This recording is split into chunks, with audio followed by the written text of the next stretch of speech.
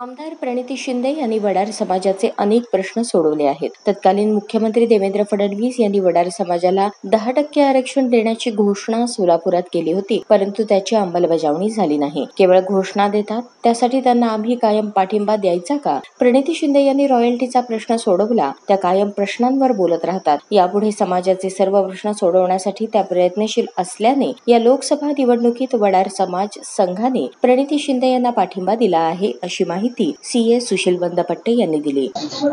नमस्कार.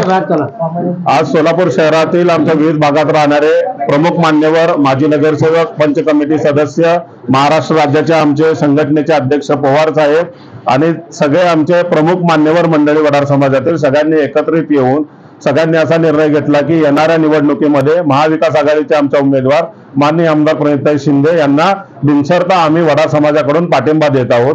पाठिंबा देण्याचं प्रमुख कारण आहे की प्रणितीताईंनी मागच्या 15 वर्षात केलेलं काम, सामान्यातल्या सामान्य प्रश्नांना विधानसभेत उठवलेला आवाज आणि आम्हाला येणाऱ्या काळात विश्वास आहे की आमच्या समाजाच्या ज्या प्रमुख मागण्या आहेत, ज्या मागच्या 10 वर्षांपासून प्रलंबित आहेत, त्यांना न्याय देण्याचं काम माननीय आमदार प्रणिती शिंदे करतील आणि येणाऱ्या काळात वडार समाजाला न्याय द्यायचं काम ते करतील. याच एक हेतूने आणि अपेक्षेने सोलापूर जिल्हा आणि महाराष्ट्र राज्य तून वडार समाजाच्या विविध संघटना आणि पदाधिकाऱ्यांच्या माध्यमातून आम्ही महाविकास आघाडी पाठिंबा जाहीर करत आहोत. राज्यात वडार समाजाच्या प्रश्नांसाठी लढाई देणारे विजय चौगुले हे संघटना म्हणून भाजप सोबत आहेत, पण संपूर्ण वडार समाज म्हणून आमचा प्रणिती शिंदे यांना पाठिंबा असल्याचे मुकुंद पवार यांनी सांगितले.